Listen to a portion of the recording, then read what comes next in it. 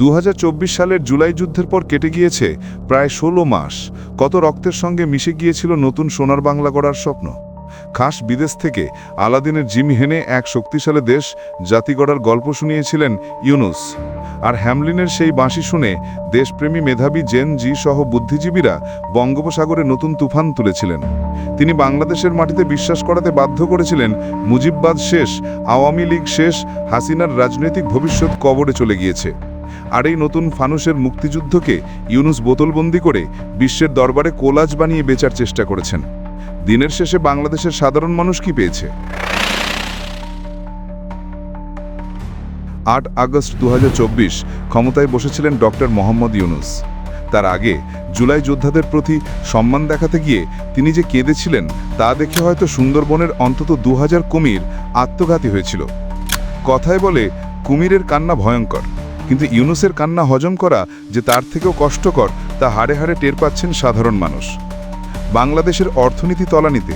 মনে করুন কোনো এক প্রবল জলোচ্ছ্বাসের রাতে হাজার হাজার যাত্রী নিয়ে ঢাকা, যশোর থেকে বরিশাল পর্যন্ত এমন একটি ট্রেন ভীষণ গতিতে দৌড়চ্ছে যার ইঞ্জিনে কোনো চালক নেই।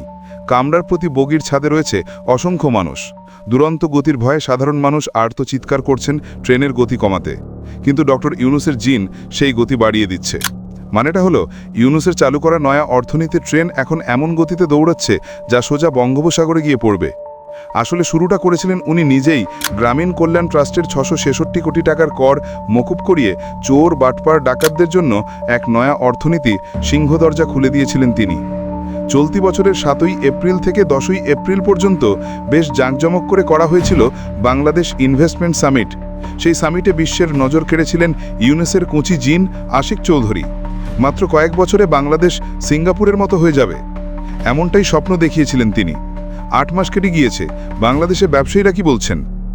4 ডিসেম্বর বাংলাদেশ বিনিয়োগ উন্নয়ন কর্তৃপক্ষ বা বিডার কার্যালয়ে আয়োজিত এক সংলাপে সরকারের এক উপদেষ্টা সহ শীর্ষ 5 জন ব্যক্তির সামনে বিস্তর অভিযোগের ফর্দ তুলে ধরেন ব্যবসায়ীরা।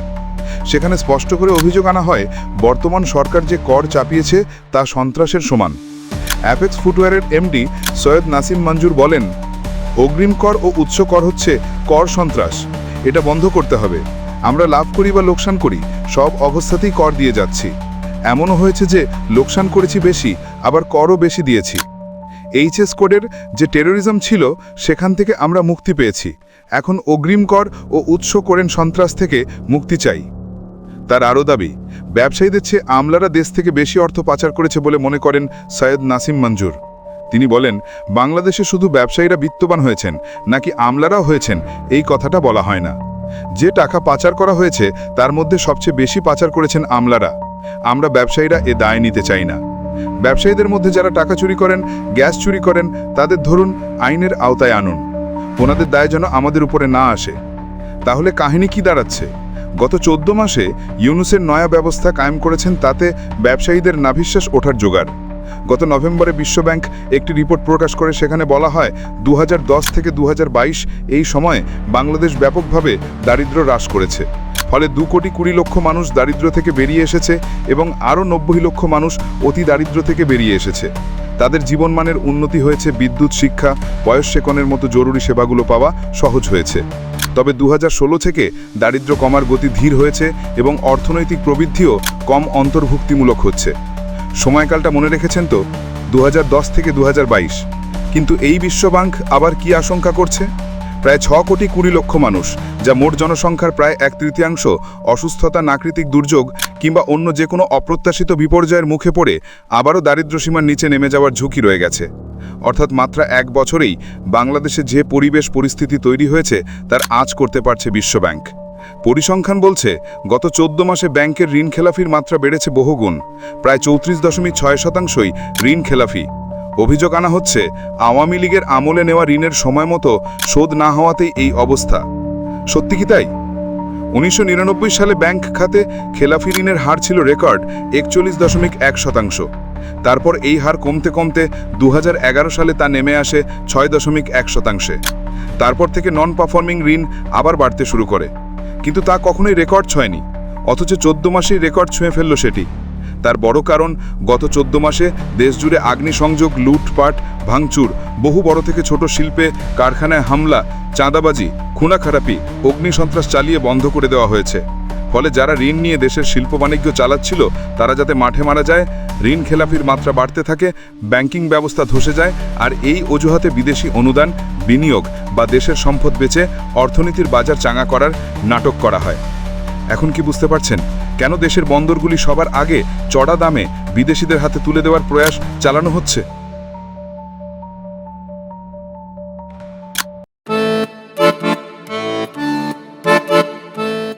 भारत की आत्मा बसती है गांवों में और इन गांवों की शान है हमारा जनजातीय समाज। प्रधानमंत्री श्री नरेंद्र मोदी जी और मुख्यमंत्री श्री मोहन यादव जी के नेतृत्व में मध्य प्रदेश सरकार ने लिया है संकल्प सबका साथ, सबका विकास और सबका विश्वास। धरती आबा जनजातीय ग्राम उत्कर्ष अभियान ने जनजातीय अंचलों में विकास की गंगा बहाई है। प्रधानमंत्री जनमन योजना अंतर्गत ग्रामीण आवास, सड़कें, शिक्षा और बिजली सब कुछ तेजी से पहुंच रहा है गांव-गांव। 21 जिलों में 66 मोबाइल मेडिकल यूनिट से स्वास्थ्य सेवाएं अब पहुंच रही हैं दूरस्थ अंचलों तक। जनजातीय मेहनतकश भाइयों बहनों को मिला है उनके श्रम का उचित सम्मान। 30 लाख तेंदुपत्ता संग्राहकों को 115 करोड़ रुपए की बोनस राशि और मानदेय 3000 से बढ़ाकर 4000 रुपए प्रति बोरा। ये है गरीब कल्याण और सम्मानजनक जीवन की नई दिशा। नए भारत का सपना तभी पूरा होगा जब युवा सशक्त होंगे। इसलिए UPSC, PSC, GATE, NEET, JEE और क्लैट जैसी प्रतियोगी परीक्षाओं के लिए दी जा रही है निशुल्क कोचिंग। आकांक्षा योजना और विदेश अध्ययन छात्रवृत्ति ने हजारों सपनों को दिया है नई उड़ान। प्रदेश में स्थापित 126 बंधन केंद्रों से 30,000 से अधिक जनजातीय युवाओं को मिला है रोजगार। देश का पहला ट्राइबल हॉस्टल हो या सेना और पुलिस सेवाओं में भर्ती के लिए विशेष प्रशिक्षण, सरकार हर मोर्चे पर जनजातीय युवाओं को बना रही है आत्मनिर्भर। माननीय प्रधानमंत्री नरेंद्र मोदी जी के आदिवासी गौरव के संकल्प और मुख्यमंत्री मोहन यादव जी के अथक प्रयासों से आज मध्य प्रदेश का जनजातीय समाज शिक्षा, स्वास्थ्य, रोजगार और सांस्कृतिक संरक्षण हर क्षेत्र में आगे बढ़ रहा है। मध्य प्रदेश सरकार का विश्वास है जब जनजातीय समाज आगे बढ़ेगा तभी प्रदेश और देश आत्मनिर्भर भारत के सपने को साकार करेगा। सबके साथ, सबका विकास, यही है आत्मनिर्भर मध्य प्रदेश का संकल्प।